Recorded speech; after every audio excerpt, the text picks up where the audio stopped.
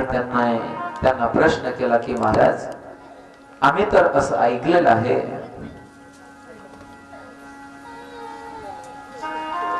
की शुकदेवांचा असा विरक्त असलेला अवतार की ज्याचा जन्म झाल्याबरोबर ते घरात न थांबता निघून तसेच गेले. मग शुकदेवजी महाराज कधी परत आले नाही का? हे व्यास होते तरी कोण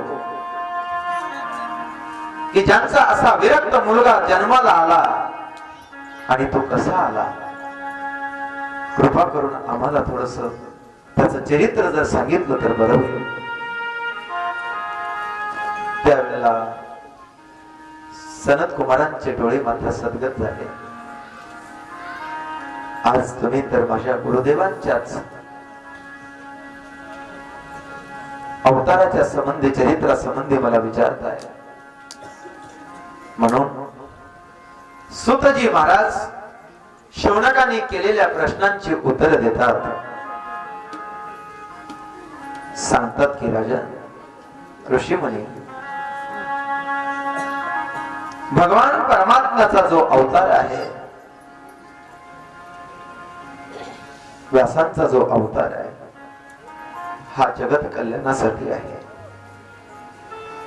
मनुष्याचं इति कर्तव्य धर्म कळाला पाहिजे, त्याच्यासाठी त्यांचा तो अवतार झाला आणि त्या ज्ञानाच्या द्वारे मनुष्याच्या पर्यंत ह्या भक्तीचा प्रचार प्रसार झाला. म्हणून मनुष्य जीवनामध्ये परम कर्तव्य जर काय असेल तर सवय पुंसा परो धर्मो यतो भक्तिरधोक्षजे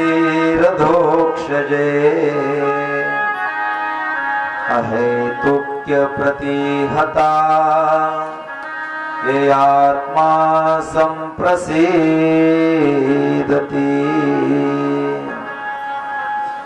मनुष्या करता सर्वश्रेष्ठ धर्म भगवान कृष्णाच्या ठिकाणी निष्काम भक्ती करणं आहे.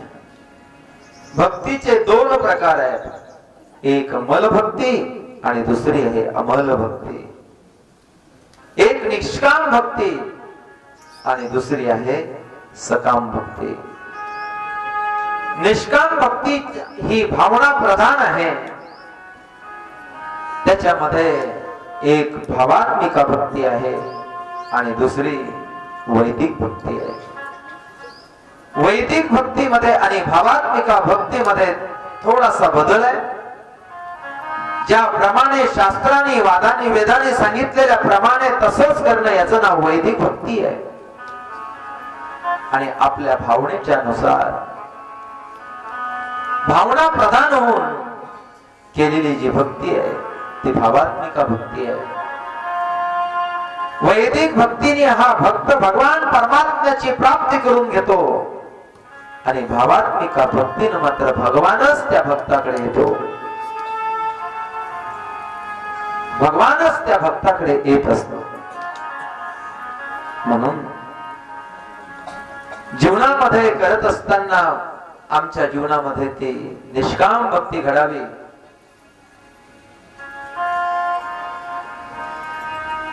भगवान परमात्म्यावरती एक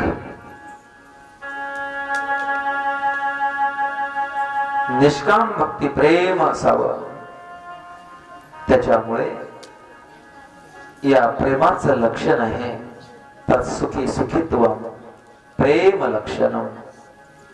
त्याच्या सुखाने आम्ही सुखी होऊ हे प्रेम लक्षण आहे. आणि याचं उदाहरण जर काय असेल तर प्रमाणम तत्र गोपिकाः. हे प्रमाण गोपिकेचं आहे. कलियुगामध्ये त्या भक्तीने भगवान परमात्मा वश होतो. हे भक्तीमध्ये असलेलं हे सर्वोच्च उदाहरण आहे गोपींचं. त्या गोपींनी आपलं निष्काम प्रेम त्या भगवंतावरती केलं. परिणाम तो भगवान परमात्मा त्या गोपींना वश झाला. सुतजी महाराज शौनक ऋषींना सांगतात की ऋषी,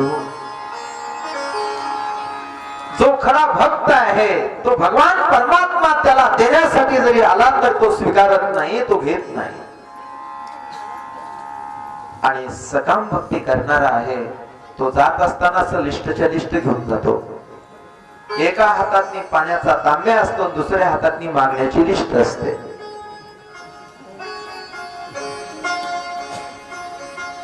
कारण ती भक्ती सकाम आहे, निष्काम नाही. सकाम भक्ती करणारी प्रजा समाजामध्ये खूप आहे. परंतु मला सांगा, त्या भगवंताला सगळं कळत असतानाही सुद्धा त्याला जर मागावं लागत असेल तर हा मागणाराचा कमीपणा आहे का त्याच्याकडे मागतो त्याचा कमीपणा आहे? मागावं त्याला लागतंय की ज्याला काही कळत नाही, त्याला मागावं लागतं. लहान बाळ असतं ते आईवरती सर्वस्व त्याचं सर्वस्व असतं. एखादा लहान बाळ म्हणतं का की आई मला भूक लागली म्हणून? कधी म्हटलं? लहान बाळानं कधी म्हटलं की मला भूक लागली? अरे त्याला बोलताच येत नाही. हजार कामा हातातले आई टाकून देते आणि पहिले त्या बाळाला आपल्या अंगावरचं दूध पाजते. त्याला झोपतो म्हणण्याची गरज नाही, आईच त्याला झोपवते. एखाद्या वेळेला लवकर उठला नाही तर आई त्याला उठवते. एखाद्या वेळेला जर जास्त दूध पित असेल तर त्याला पिऊ देत नाही. का? सर्वस्व त्याचं आई जाणत असते, त्याला काय पाहिजे काय पाहिजेत नाही. तसा हा ईश्वर या जीवाला काय लागतं आणि काय लागत नाही हा सर्व जाणत असतो. जर सामान्य आईला कळते की त्या बाळाला काय पाहिजे आणि काय पाहिजे नाही, तर मला सांगा त्या ईश्वराला कळणार नाही का? ईश्वराला कळणार नाही का? पण जोपर्यंत मुलगा लहान आहे तोपर्यंत आईला मागण्याची गरज नाही. पण मुलगा मोठा झाल्यानंतर मात्र आईला मागितल्याशिवाय राहत नाही. का? तर आई आता आपल्या कामामध्ये व्यस्त असते आणि तिला त्या मुलाच्या सर्वच भावना कळतील असं नाही. म्हणून तर काही काही नातू आजीला मोबाईल शिकवतात कसा बोट फिरवायचं. काय गाजी तुला कळतच नाही? हे बघ, हे असं उघडायचं, हे असं उघडायचं, हे असं करायचं. लागलं भजन. लहान मुलं शिकवतात. परंतु या आजीला हा लहान होता तोपर्यंत त्याच्या जीवनाच्या संबंधित काय लागते याला कळत नाही. परंतु तिला कळाल्याशिवाय राहत नाही. तिला कळतंय, तिला कळत, तिला ते कळतंय. तसा हा ईश्वर आहे. या जीवाला जे लागतं ते सगळं त्याला कळतं आणि न सांगता सर्व काम करतो.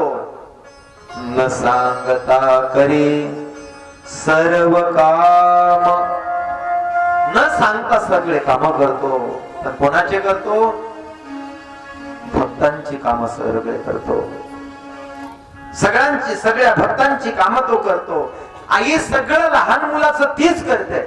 अरे ओला जर झाला, त्यानं जर सू केली तर त्याच्या अंगाच्या खालचं ते ओलं कापड तीच बदलते. तो तर म्हणतही नाही, तोच तीच बदलते. उलट जे ओलं असेल त्याच्यावरती तीच होपते आणि कोरड्यावरती त्याला घेते. का? त्याच्याबद्दलचा सगळा जिव्हाळा तिला आहे. ती सगळं जाणते त्याच्याबद्दल. तसा हा देव सुद्धा या भक्ताबद्दल सगळं जाणतो. तो सर्व त्याचं करतो, सर्वस्व त्याचं सांभाळतो, सर्वस्व त्याचं करतो. पण तरी सुद्धा जर त्याच्याजवळ जाऊन जर त्याला मागण्याची वेळ येत असेल तर तो भक्त म्हणावा का आणि तो देव म्हणावा का? लहान बाळ आहे आणि त्या आईला जर म्हणावं लागत असेल की त्याला अंगावरचं दूध पास, तर तिला आई म्हणावं.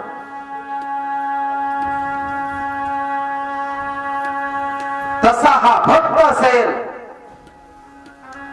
हा देव असेल, तर त्याच्याकडे जर तो मागत असेल तर तो त्या देवाचा कमीपणा आहे.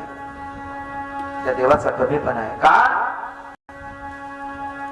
की त्याला मागावं लागलं. आवाज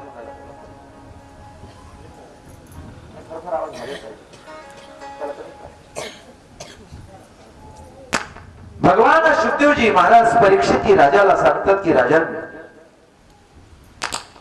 जीवनामध्ये एखाद्या वेळेला आई मुलगा मागत असेल तर कधी देते तर कधी देत नाही. खेळत खेळत आलेला मुलगा जर त्याला एखादी वस्तू दिसली तर त्या वस्तूला तो मुलगा मागतो, नाही दिलं तर रडतो. आई त्या मुलाला रडू देते पण देत नाही का? आईला माहित आहे या मुलाला कोणती वस्तू द्यावी आणि कोणती देऊ नये. जी वस्तू मागितली ती दिसायला आकर्षक आहे म्हणून त्या वस्तूसाठी ते बाळ रडतय. एखादा लहान मुलगा रांगत रांगत आला, त्यानं जर एखाद्या सुरीला हात लावला तर आई त्याच्या हातात ती सुरी देते का? आणि देत असेल तर ती आई का? चला बोला, ती आई होईल का? आईला माहिती आहे याला याचं ज्ञान नाही. कदाचित या मुलाला हे जर दिलं तर याच्यापासून याला इजा होण्याची शक्यता आहे. म्हणून ती वस्तू त्यानं घेतली तरी सुद्धा किती रडला तरी ती वस्तू त्याच्या हातात देत नाही.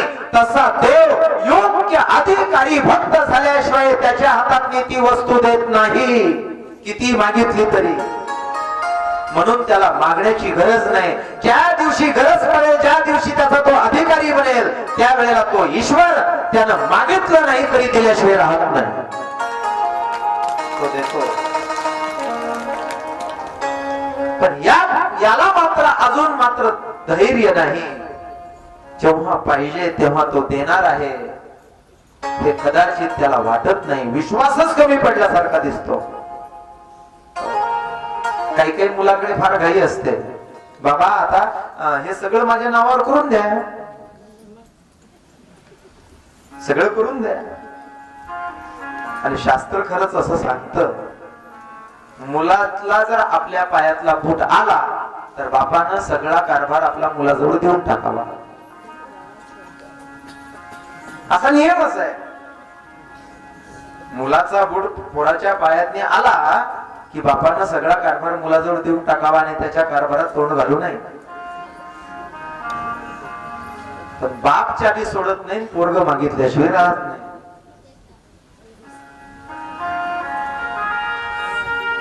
योग्य मुलगा असेल तर बाप निश्चितच त्याच्या हातात देत असतो.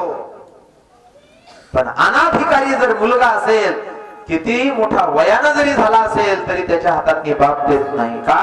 तर बापाला माहित आहे हा वयानं मोठा झाला पण याचा तो अधिकारी झाला नाही. आता काही काही बाप आता अधिकारी झाला तरी देत नसतील तर त्याचा भाग वेगळा.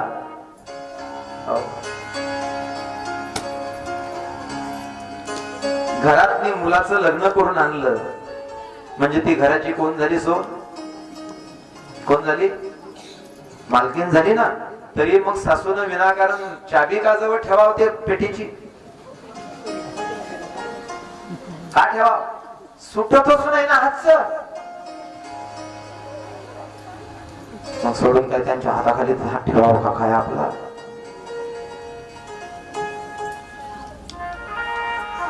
योग्य जर सूनबाई जर त्या पद्धतीची जर जीवन जगत असेल तर सासूला दे म्हणण्याची गरज नाही.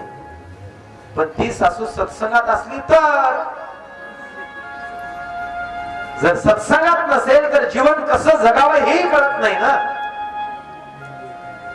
मुलांनी वडिलांसोबत कसं बोलावं, मुलांनी वडिलांसोबत कसं राहावं आणि वडिलांनी मुलांसोबत कसं राहावं हे ज्यांना कळत नसेल त्याला काय अधिकारी वडील आणि अधिकारी मुलगा म्हणावं का? कळलं पाहिजे. परंतु देव तर सर्वज्ञ आहे, त्याचंच नाव देव आहे की जो सर्वज्ञ आहे, त्याला सर्व ज्ञान आहे असा असलेला असेल आणि त्याला जर आम्ही मागत असू तर हा वेळेपणा का शहाणपणा?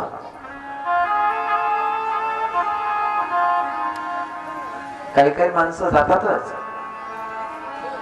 हे चिदान देगा देवा माझा मुलगा कलेक्टर व्हावा. बस कशाच्या बदलात? एक गडवा, एक तांब्याभर पाणी त्याच्या बदलात. काही काही माणसं तर भक्ती करतात ना, एका अगरबत्तीच्या 2 अगरबत्त्या करतात, एक महादेवाला आणि एक रामाला. आणि हनुमानजी तर पुढे राहिले, फक्त त्याला ओवाळतात आणि इकडे घेऊन येतात.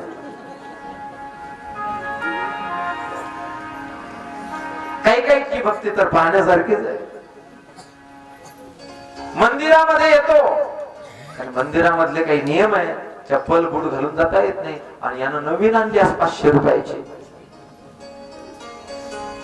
मंदिरामध्ये जातो आणि देवाला पाणी टाकतो, पण पाहतो मात्र चप्पलकडे आहे का किती.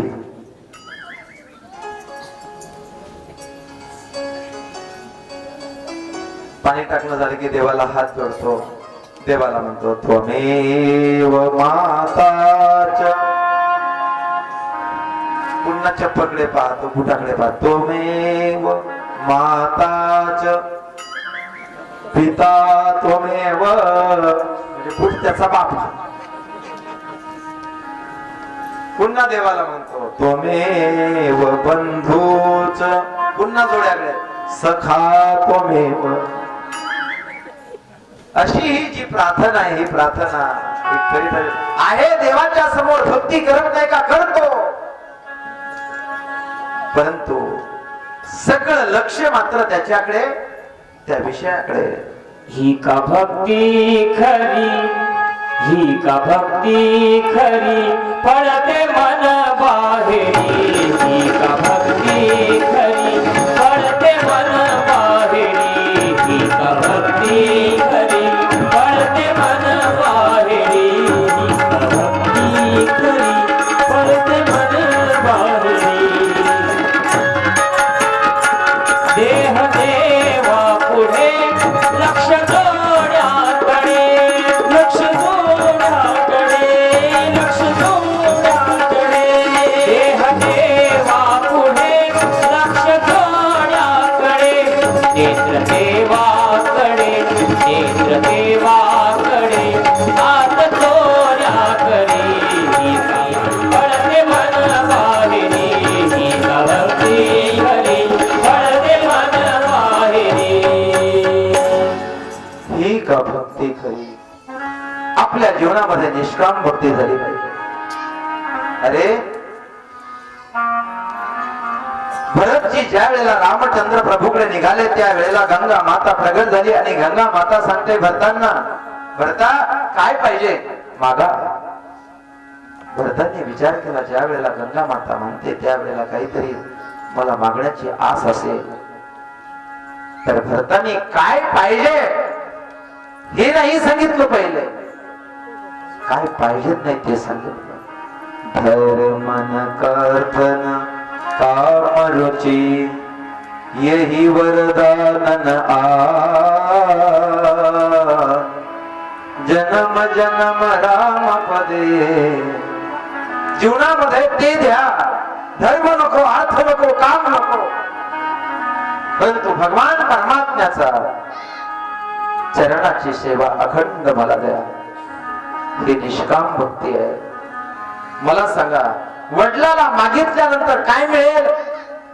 वडिलाला मागितल्यानंतर काय मिळेल? वाटा मिळेल. परंतु न मागता जर वडिलाला प्रसन्न करून घेतलं तर काय मिळेल? सर्व संपत्तीचा मालक बनेल. अरे आज नाही, उद्या त्याचीच आहे. तसा हा जीव आहे. हा जीव त्या भगवान परमात्म्याचा अंश आहे. जर त्याला मागितलं नाही तर तो प्रसन्न झाला, अधिकारी जर झाला तर तो भगवान परमात्मा, अरे त्याला ईश्वर बनवतो. ईश्वर तो काय देत नाही, तो त्याला सर्वस्व देऊन टाकतो, त्याला आपलं देऊन टाकतो. परंतु जीवाला मात्र एवढा विश्वास नाही. म्हणून ती भक्ती असावी, ती निष्काम भक्ती आपल्या जीवनामध्ये. निष्काम भक्तीचं फल फार मोठं आहे. परंतु ती निष्काम भक्ती न करता सकाम भक्ती करून माणसं आपल्या जीवनामध्ये भगवंतासोबतही व्यवहार करतात. व्यवहार आहे व्यवहार. दुकानावरती गेल्यानंतर आम्ही गुळ मागतो, शेंगदाणे मागतो, आम्ही साखर मागतो, डाळ मागतो, ज्वारी मागतो, गहू मागतो. जे मागितलं तो दुकानदार देतो, जे मागितलं ते देतो. पण पैसे मग पहिले घेतो. त्याचं नाव व्यापार आहे. व्यापार आहे. काही भक्त असं आहे की मागतात परंतु सोडायला तयार. एकाने तर ब्रह्मदेवाची उपासना केली 3 वर्षापर्यंत आणि त्याला वरदान देऊन टाकलं. चाल फक्त तू 3 वर्षापर्यंत माझी साधना केली, तुला 3 वरदान. माग काय पाहिजे? तो कलियुगातला भक्त, तो काय सामान्य होता? तो म्हटलं, हे ब्रह्मदेवा, पहिलं वरदान द्या, मला राहायला घर नाही, घर झालं पाहिजे. तथास्तु. दुसरं वरदान, मला चांगली पत्नी मिळाली पाहिजे, माझं लग्न होत नाही कारण पोरीच भेटत नाही, मला पोरगी भेटली पाहिजे, चांगली पत्नी मिळाली पाहिजे. ब्रह्मदेवानं सांगितलं तथास्तु. तिसरं वरदान माग. त्याने सांगितलं, जेव्हा पाहिजे तेव्हा पुन्हा 3 वरदान मागेल, हेच वरदान द्या. कलियुगातला फक्त काय सामान्य झालं. त्याचं मकान तयार झालं, मुलगी मिळाली, लग्न झालं, पावसाळा सुरू झाला आणि सगळं त्या मकानचा रंग त्याचा गेला पाण्याने. त्याच्या पत्नीला सर्दी झाली. मग काय आता? ठेवलेला डॉक्टर घरात, 3 वरदान बाकी. लगेच ब्रह्मदेवाला आवाज दिला, हे ब्रह्मदेवा. ब्रह्मदेव प्रगट, कारण देव तर मात्र आपल्या शब्दाला तर फार जाणून ठेवणारे असतात. शब्द दिलेला आहे. ब्रह्मदेव हजर झाले. माग फक्त काय वरदान पाहिजे? माझ्या घराचा रंग गेला, तो डिस्टेंबर चांगला देऊन द्या. देव म्हटला, बनवलं याला, आता आपल्याला कलर देणार. बिल्डिंगचा रंग तयार झाला. दुसरं वरदान, माझ्या पत्नीला सर्दी झाली, तिची सर्दी झाली पाहिजे, गेली पाहिजे. झाला ना डॉक्टर. तिसरं वरदान, जेव्हा पाहिजे तेव्हा पुन्हा 3 वरदान मागेल. ब्रह्मदेव म्हटला, हा तर पिछा सोडायला तयार नाही. 3 वर्ष भक्ती काय केली आणि 3 वेळेला काय सर्दी बसून घेतो, काय रंग बांधून लावून घेतो, का आता काय काय करतो. काही दिवसात लगेच पुन्हा आवाज, हे ब्रह्मदेवा. ब्रह्मदेव हजर. काय पाहिजे? काहीच नाही. शेतात पाऊस पडलेला नाही, पाऊस पाहिजे. ब्रह्मदेवाने सांगितलं तथास्तु. आता काय पाहिजे? काहीच नाही. शेतातून पाणी वाहून चाललं म्हणून गटार तयार होऊन पाहिजे. ब्रह्मदेवाने गटारही तयार करावी. नाकी न आले ब्रह्मदेवाच्या. आणि ब्रह्मदेव सरस्वती मातेकडे गेले आणि सांगितलं, सरस्वती, आता याच्यामध्ये काहीतरी बदल पाड, कारण हा भक्त माझा पिछा सोडायला तयार नाही. आणि कशाच्या बदलात? फक्त केलेले पाणी टाकलं ना महादेवावर, त्याच्या बदलात. हे झालं की ते झालं की ते झालं की ते मागतच राहते. सरस्वती माता प्रगट झाली. ब्रह्मदेवाला त्याच्या जिभेवरती बसली आणि आवाज दिला ब्रह्मदेवाला, हे ब्रह्मदेवा. काय? मला पहिलं वरदान असं द्या की भगवान परमात्म्याच्या नामाबद्दल आवड झाली पाहिजे. दुसरं वरदान द्या की मला या संसारातली काही गोष्ट मागण्याची इच्छा नाही झाली पाहिजे. आणि तिसरं वरदान असं द्या की माझ्या जीवनामध्ये भगवंताचा मी चरणारोगी झालो पाहिजे, चरणाचा दास बनलो पाहिजे, असं म्हटलं द्या. भगवान म्हटले, बाबा तुला मुक्ती पाहिजे, मुक्ती घे, मुक्ती पाहिजे, मुक्ती घे, पण माझा पिछा येतातच म्हणते. तथास्तु. तेव्हापासून देव सुद्धा आता ठोकपीट करून द्यायला लागले. कुणाला नाही, जा तो किती काही पाणी घेऊन, तो त्याच्या मनात असलं तरच देतो, नाही तर देत नाही.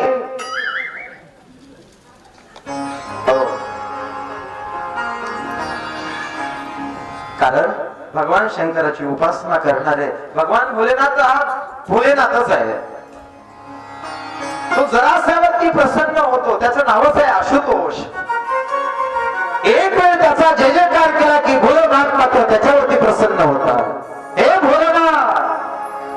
जय हो. हा.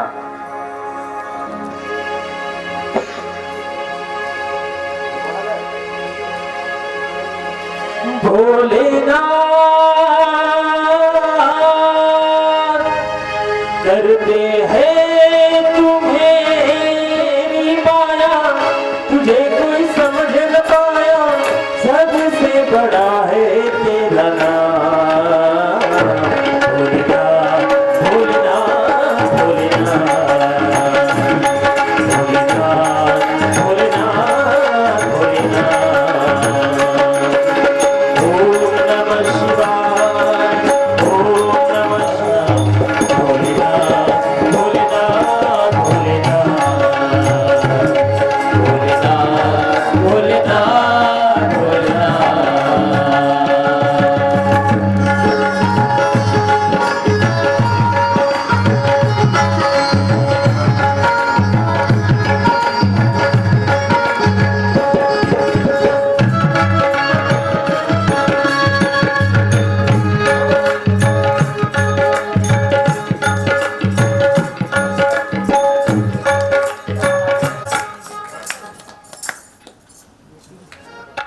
ते आशुतोष भगवान असल्यामुळे त्याच्या जीवनामध्ये केलेली उपासना ही फलद्रूप होते. एक शकुनी दैत्य आहे. त्या शकुनी दैत्याचा मुलगा, त्याचं नाव भस्मासूर आहे. त्यांनी उपासना केली भगवान शंकराची, आणि भगवान शंकर ही उपासना केल्यानंतर भगवान शंकर त्याला वरदान देतात. बोल काय पाहिजे? त्यांनी सांगितलं, मी ज्याच्या डोक्यावरती हात ठेवेल तो भस्म झाला पाहिजे. भगवान शंकराने सांगितलं, तथास्तु. तथास्तु म्हटलं आणि त्याला वर मिळाला, आणि त्यांनी सहज नजर टाकली तर पार्वतीवरती नजर पडली. आणि त्याला असं वाटलं, आता वर तर मिळालाच, पण ही पार्वती मला कशी प्राप्त होईल? तर भोलेनाथ जेव्हा समाप्त होईल तेव्हा मला ही मिळेल. आता याला भक्त म्हणावं की ज्याची नजर मातेवरती वाईट जाते त्यालाही भक्त म्हणावं. म्हणून त्यांनी त्या आशेने भोलेनाथाच्या डोक्यावरती हात ठेवायला गेला. याला काय भक्त म्हणावं? मंदिरामध्ये आम्ही पाणी घेऊन जातो, तेल घेऊन जातो, आणि ते एवढं टाकतो त्या भोलेनाथावरती की कधीच आम्ही उचलत नाही. सगळा वास त्या मंदिरात येतो तरी पाणी टाकणं सुरू. याला कोणती भक्ती म्हणावं? जिथे आम्ही जातो, जिथे पाणी टाकतो तिथे सगळं ओल्ल करतो, येणाऱ्याला बसायलाही जागा ठेवत नाही, सगळं चिखल करून टाकतो. याला कोणती भक्ती म्हणावं? की आम्ही तिथे गेल्यानंतर तिथे एखाद्या वेळेला कपड्यानं पुसलं का, याचं नाव भक्ती आहे. भगवान शंकराच्या डोक्यावरती हात ठेवण्यासाठी निघालेला हा भस्मासूर. भोलेनाथ म्हटले, अरे बाबा काय करतो काय करतो म्हणेपर्यंत तर जवळ पोहोचला. भोलेनाथ पळाले तिथून. भोलेनाथालाही पळण्याची वेळ आली. ज्याच्या जवळून वरदान घेतलं त्याच्या डोक्यावरती हात ठेवायला असे काही कमी नाही का या समाजामध्ये? साधू जवळ शिकतात तर साधूला शिकवतात. हे तुमचं बरोबर आहे का? भोलेनाथाच्या डोक्यावरती हात ठेवण्यासाठी निघालेला भोलेनाथ पुढे धावतात, हा पाठीमाग पिच्छा सोडायला तयार नाही. शेवटी भोलेनाथाने पळता पळताच भगवान विष्णूची आराधना केली, आणि माझ्या भगवान परमात्म्याने एका बटू वामनाचं रूप धारण केलं, आणि ते रूप धारण करून त्याच्या समोर आला. अरे ओ भल्यातनी, कुठे चालला? अच्छा, ज्या अर्थी तो एवढ्या ह्याच्यात चालायला लागला, एवढा जोरात धावायला लागला, आणि भगवान भोलेनाथ पुढे दिसतात. मला असं वाटते तुलाही तेच वरदान दिलेलं दिसते. तो म्हटला, बोलू नको मध्ये, मला जायचं आहे. अरे पण माझ्यासोबत तर बोल, तेच वरदान तुला दिलं का? तो म्हटलं, कोणतं वरदान? जे मला दिलं होतं तेच. कोणतं वरदान? की ज्याच्या डोक्यावरती हात ठेवला तो जरूर भस्म होईल. ते म्हटलं, हा हे मलाही दिलं. ते म्हणे, हे तर मलाही दिलं होतं. मग दिलं, परंतु अरे डोक्यावरती हात ठेवल्यानंतर जळून भस्म काय? अरे डोक्यावरती हात ठेवला तर साधा शक सुद्धा लागला नाही, साधं गरम सुद्धा हात लागला नाही, तर जळून कसा भस्म होईल? तो म्हटला काय सांगतो? मग हा बाबा पळतो का? ते म्हणे तसाच तर हा नाटक करतो की ज्याला देतो त्याला खरं वाटलं पाहिजे म्हणून पळतो. दिलेलं वरदान खरं आहे, ज्याला दिलं त्याला खरं वाटलं पाहिजे. तो त्याच्या पाठीमागे लागला की काय त्याच्या मनात येते काय माहित, तो त्याच्या डोक्यावरती हात ठेवायला मागे लागतो.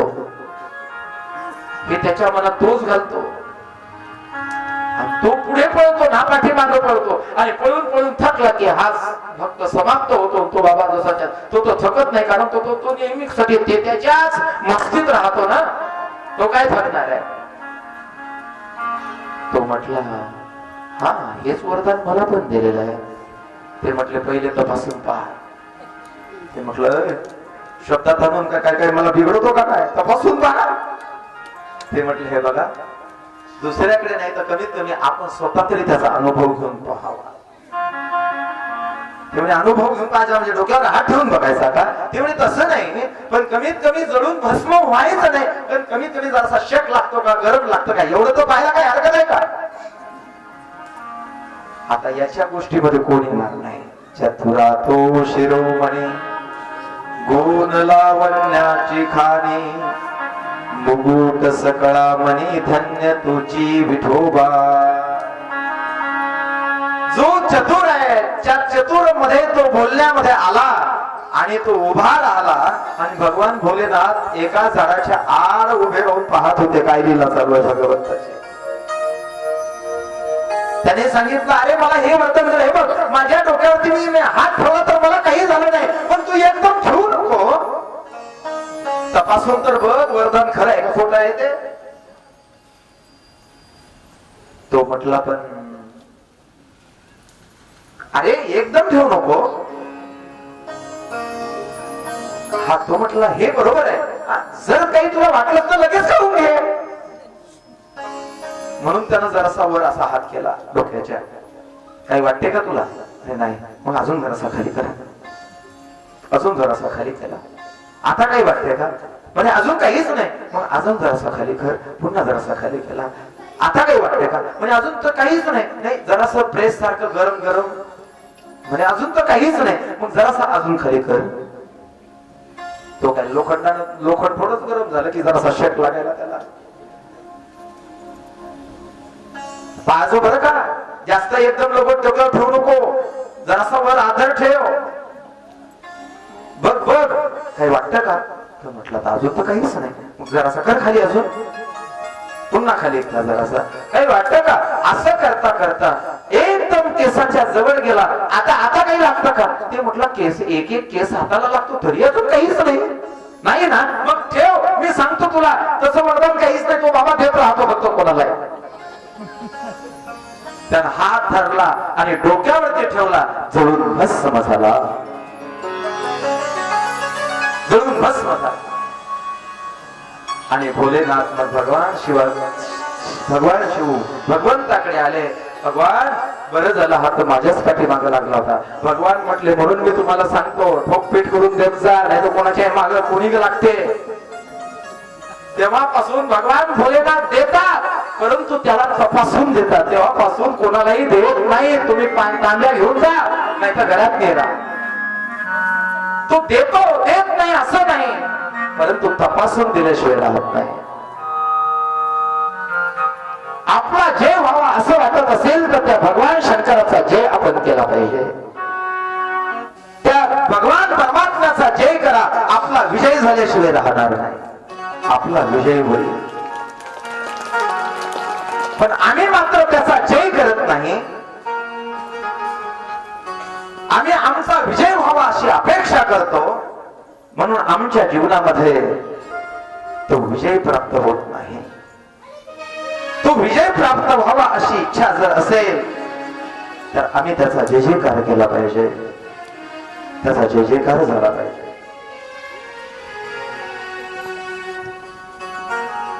म्हणून तर कोणतेही कार्य असेल तर तिथे भगवंताच्या नामाचा, संतांचा जय जयकार होतो. गुरुदेवाच्या नामाचा जय जयकार होतो, भगवान विष्णूच्या नामाचा जय जयकार होतो. ओम नमः पार्वती पतये हर हर महादेव.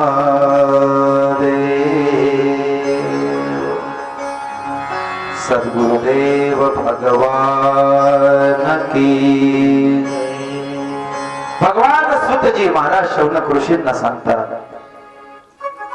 की आपला जय होण्यासाठी त्या भगवंताचा जय करावा, त्या संतांचा जय करावा. म्हणून निष्काम भक्ती आपल्या जीवनामध्ये जर घडत असेल तर तो भगवान परमात्मा तर देतो, पण पाहिजे ते देत नाही. जे आपल्याला गरजेचं आहे ते दिल्याशिवाय राहत नाही. भगवान शिवही देतो, भगवान विष्णूही देतो. परमभक्त असलेले भगवंताचे प्रेमी नारद मुनी भगवान विष्णूकडे गेले आणि भगवान विष्णूंना सांगितलं की स्वामी, हे प्रभू, ज्याच्यामध्ये हित असेल ते असं रूप मला द्या. परीक्षिती राजाने विचारलं की नारदाला ही मागण्याची वेळ का पडली, त्याचं कारण सांगितलं. एक वेळ नारदाने तपश्चर्या केल्यानंतर कामदेव त्या ठिकाणी आला, परंतु त्या कामालाही मात्र नारदाने जिंकलं. म्हणून नारदांना एक स्वाभिमान वाटला आपल्या साधनेचा आणि साधना करून भगवान शंकराकडे आले. का तर याच्या आधी या कामावरती विजय प्राप्त भगवान शंकरानेही केला होता, परंतु क्रोध निर्माण झाला आणि हा कामदेव जळून भस्म झाला. परंतु नारदांना मात्र नारदाने त्या कामावरती तर विजय मिळवलाच मिळवला, परंतु क्रोधावर सुद्धा विजय मिळवला. म्हणून नारद मुनी भगवान शंकराकडे आले आणि आपली झालेली साधना सांगायला लागले. आपण केलेल्या साधनेचा स्वाभिमान वाटला आणि भगवान शंकरांना म्हणतात, तो कामदेवाला. भगवान शंकरांनी विचारलं, मग काही नाही, त्याला तर त्याचाही एकही बाण माझ्यावरती चालला नाही, परंतु मात्र मी त्या कामदेवाला सुद्धा क्षमा केलं आणि त्या क्रोधावर सुद्धा विजय मिळवला. भगवान भोलेनाथ म्हटले, नारदा, मला जे सांगितलं ते बरं झालं, मला सांगितलं, पण दुसऱ्याजवळ सांगू नका. नारद म्हटले, मनातल्या मनात बरोबर आहे, कारण यांनी फक्त काम जिंकला, मी काम जिंकून क्रोधावरही विजय मिळवला. म्हणून तर भोलेनाथांना असं वाटत असेल की माझा मोठेपणा होईल, यांचा मोठेपणा कमी होईल, म्हणून मला सांगायला सांगत नाही. आणि भोलेनाथांनी पुन्हा एक वाक्य सांगितलं, कोणाजवळ तर सांगायचं नाहीच, पण भगवान विष्णूला मात्र अजिबात सांगू नका. आणि जे करू नका म्हटलं ते माणूस अद्दल करते. हा, भगवान परमात्म्याने भगवान शिवाने सांगितल्यानंतर नारदाला असं वाटलं, माझा मोठेपणा आहे ना, मी कामाला जिंकलं ना, मी क्रोधाला जिंकलं ना, पण आता भोलेनाथाला माझा मोठेपणा सहन होत नाही. मग आता मात्र भोलेनाथाजवळून नारद मुनी निघाले आणि भगवान विष्णूकडे गेले. आणि भगवान विष्णूकडे जाऊन झालेला सगळा प्रकार सांगितला, झालेला सगळा प्रकार सांगितला. आणि त्याच्यामध्ये नारदांना स्वतःच्या साधनेचा अभिमान झाला. देवाला आवडत नाही. भगवान विष्णूने विचार केला, नारदाचा जर असाच अभिमान जर वाढत राहिला तर माझ्या भक्ताचं नुकसान होईल. म्हणून नारद मुनींनी सांगितलं आणि नारद मुनी निघाले. भगवान परमात्म्याने एक मायावी नगरीचं एक त्या ठिकाणी उत्पत्ती केली आणि मायावी नगरी उत्पन्न करून नारद मुनींनी ती नगरी बघितली. अरे, आतापर्यंत ही नगरी आपण बघितलीच नव्हती, ही नगरी आहे तरी कोणती? नारदाला असं वाटलं, काय सांगावं, या जगात परिवर्तन फार मोठं आहे. हो, या 3-4 वर्षाच्या आधी आलं तर हनुमानजीचं मंदिर कसं होतं या गावातलं, आणि आता कसं चकाचक झालं.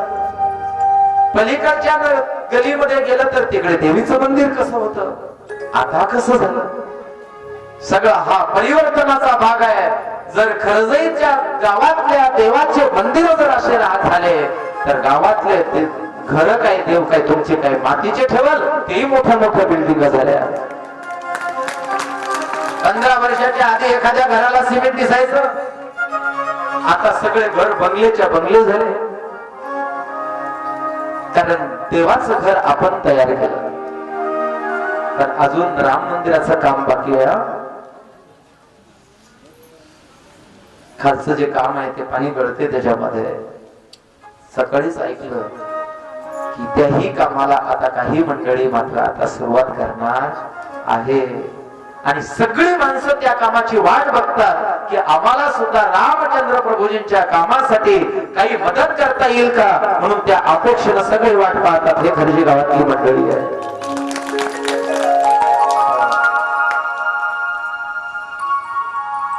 तिथे तर सगळे मिलिटरीवाल्यांचेच नाव आहेत मंदिरामध्ये. सगळे सगळे सगळे बाहेर गावाला गेलेले मुलं, त्यांनी ते मंदिर केलं एवढं मोठं. तसं नारदाने विचार केला, परिवर्तन आहे. आपण तप करत होतो, तपश्चर्या करत होतो, करता करता कदाचित आपल्याला किती कालावधी निघून गेला, म्हणून हे एक नगरी नवीन तयार झाली असेल आपल्याला माहिती नाही. पण कोण असेल या नगरीचा राजा वगैरे काय असेल, कुतूहलता निर्माण झाली. म्हणून नारदाने त्या नगरीमध्ये प्रवेश केला आणि नारद मुनी त्या नगरीमध्ये गेले. चौकशी केली, राजांना कळालं राजे बाहेर होते. ही सगळी मायावीच नगरी भगवान परमात्म्याने नारदासाठी स्पेशल तयार केलेली. राजांनी नारदांचं स्वागत केलं आणि स्वागत केल्यानंतर नारदांना पाणी वगैरे देण्यासाठी त्या राजाची मुलगी जी मनमोहिनी, तिचं नाव, भगवान विष्णूने स्पेशल फक्त नारदासाठी तयार केलेली ही नगरी होती. आणि त्या राजाची मुलगी मनमोहिनी असलेली ती नारदाला पाणी घेऊन आली. आणि नारदाने ते पाणी हातातलं घेतलं, परंतु नारदाचं लक्ष ग्लासाकडे नाही, वस्तूच्याच तोंडाकडे. नारद फक्त तिचा चेहरा पाहत राहतात. हात ग्लासाला आहे पण तिचा चेहरा पाहतात. कारण असं रूप आतापर्यंत कधी बघितलं नव्हतं. कारण ते भगवान परमात्म्यानंच ते मनमोहिनीचं रूप धारण केलेलं होतं. मनमोहिनी, तिचं नामच मनमोहिनी. नारदाचं मन वेधून घेतलं. नारदानं पाणी घेतलं, परंतु त्याच्यात पाणी आहे का दूध आहे का काय आहे नारदाला काहीच नाही. तोंडाला लावलं, गोड गोड पिलं फक्त तिच्याकडे पाहूनच. आणि मग राजाने सहज म्हटलं, महाराज ही आमची मुलगी आहे आणि हिचा विवाह करायचा आहे, म्हणून बघा बरं हिला पती कसा मिळेल. नारदानं सांगितलं, मी हस्तरेषा पाहत असतो. म्हणून नारदाच्या समोर त्या मुलीनं हात केला आणि त्या हातावरच्या रेषा बघितल्या. आता तो साक्षात हात कोणाचा होता? भगवान विष्णूचा. भगवान विष्णूचा हात होता. आता त्याच्यावरच्या हाताच्या रेषा ते जाणकार असलेले नारद मुनी बघितले. नारदाने विचार केला, दिसायला एवढी सुंदर आहे आणि हातावरच्या रेषा अशा आहेत की तो विश्वाचा मालक, सर्व ऐश्वर याच्याकडे. आता मला सांगा, नारदांनी मनातल्या मनात विचार केला, हे जर आपल्याला भेटली तर. त्यानं सांगितलं, नारदाने राजाला सांगितलं की राजेसाहेब, हिला जो पती मिळणार आहे तो विश्वाचा मालक. उलटा सांगितला मिळणार आहे. मुलगी गेली निघून आणि मनातल्या मनात नारद मुनी म्हणतात, भगवान भोलेनाथानं सांगितलं होतं भगवान विष्णूकडे जाऊ नये. नसतो गेलो तर बरं झालं असतं, म्हणजे जाहिरात तरी झाली नसती का. आतापर्यंत जाहिरात एकच केली ना आपण. कोणती? काम जिंकला, क्रोध जिंकला. आता कदाचित विष्णूनं जर टीव्हीवर ऍड दिली असेल तर. म्हणून पहिले विचार करू. आता आपण पहिले भगवान विष्णूकडे जाऊ, म्हणजे पुढची प्रक्रिया होणार नाही, बातमी जागच्या जागेवर थांबल. म्हणून नारद मुनी तिथून सरळ निघाले ते भगवान विष्णूकडे. कशासाठी? तर ही मुलगी आपल्याला प्राप्त झाली पाहिजे. आणि राजाने तिचं स्वयंवर ठरलं. आणि मुलीला काय आवडते? शास्त्र असं आहे की मुलीला जे आवडते, कन्या वरयते रूपम. मुलीला सुंदर मुलगा आवडतो, सुंदर दिसणारा. तिला बाकीचं काहीच माहित नाही. ती विचार करत नाही यानं शर्ट दुसऱ्याचा आणला असेल अंगावर. फक्त तिला असं वाटते की मुलगा आपल्याला कसा पाहिजे? हँडसम पाहिजे, दिसायला सुंदर पाहिजे. ते कोण्या कुळ्यातलं जन्माला आलं काही घेणं देणं नाही, फक्त दिसायला चांगला पाहिजे. ते लेजन खेळत येईल संध्याकाळी काही घेणं देणं नाही तिला, फक्त दिसायला सुंदर पाहिजे. कन्या वरयते रूपम. आईला असं वाटते आपला जवाई कसा असला पाहिजे. आवडीचा प्रकार सांगतो मी. आईला असं वाटते आपला जवाई श्रीमंत असला पाहिजे, म्हणजे आपल्या मुलीला काहीच कमी नाही पडलं पाहिजे. माता वीतम. वीतम म्हणजे पैसा. आईला आपला जवाई म्हणजे मुलीचा नवरा श्रीमंत असला पाहिजे. आता त्या मुलीच्या वडिलाला काय वाटते? पिता श्रुतम. वडिलाला असं वाटते जरासा श्रीमंत कमी असला तरी चालेल, दिसायले मेणकापड असलं तरी चालेल, पण पोरग हुशार पाहिजे व्यवहारात. जिथे जाईल तिथे स्वतःच्या पायावरती उभं राहणार पोरग पाहिजे, म्हणजे माझ्या पोरीचा व्यवहारच प्रपंच चांगला होईल. पिता श्रुतम. व्यवहारात तीक्ष्ण पाहिजे पोरग, हुशार पाहिजे. नाही तर श्रीमंती खूप आहे आणि पोरग काय नाही, सांग कामे आहे. काय करतात त्या पोरग? बापाला असं वाटते पोरग कसं पाहिजे? हुशार, हुशार पाहिजे, हुशार.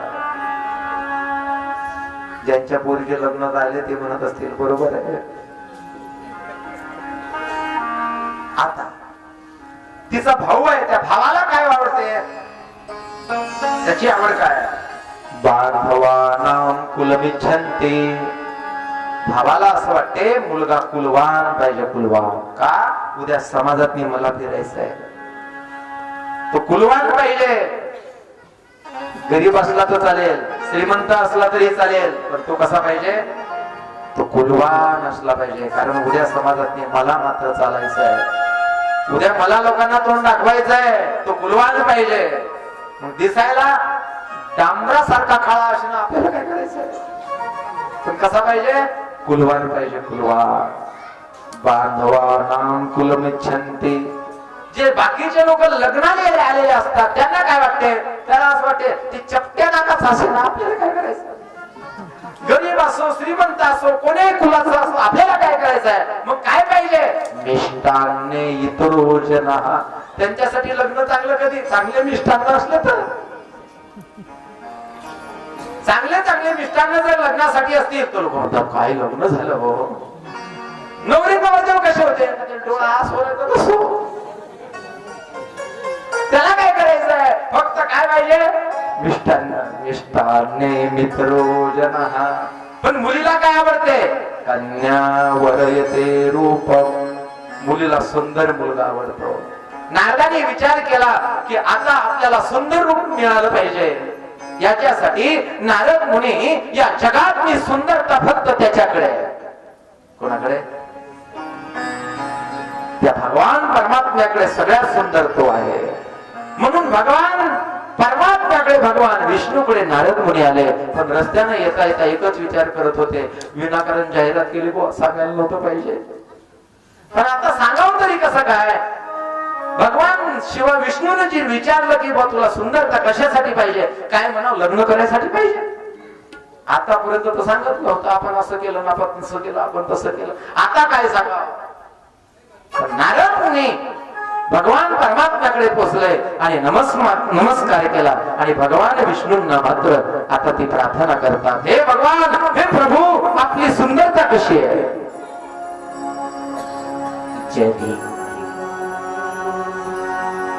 जरी की पगड़ी बांधे जरी की पगड़ी बांधे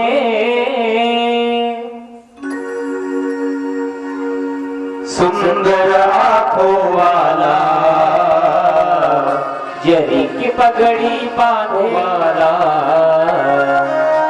कितना सुंदर लागे बिहारी, कितना लागे प्यारा, कितना सुंदर लागे बिहारी, कितना लागे प्यारा। ओ जरी की पगड़ी बांधे सुंदर आंखों वाला, जरी की पगड़ी बांधे सुंदर आंखों वाला, कितना सुंदर लागे बिहारी, कितना लागे प्यारा, कितना सुंदर लागे। कानों में कुंडल साजे, सिर को मुकुट विराजे, कानों में कुंडल साजे, सिर मोर मुकुट विराजे।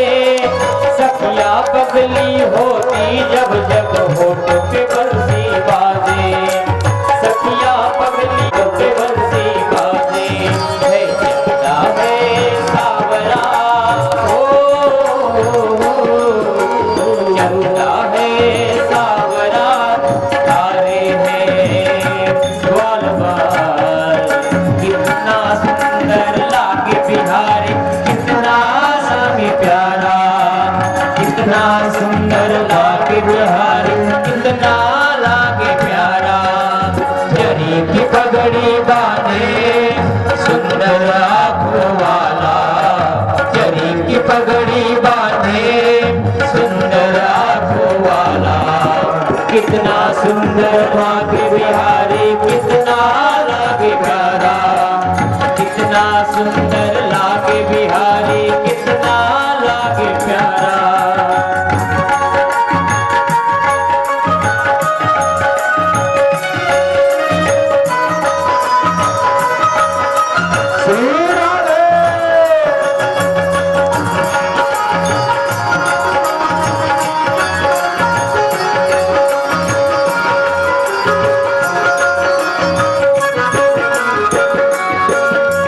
लट घुंघराले बाल, तेरे काले काले बाल, लट घुंघराले बाल, तेरे काले काले बाल।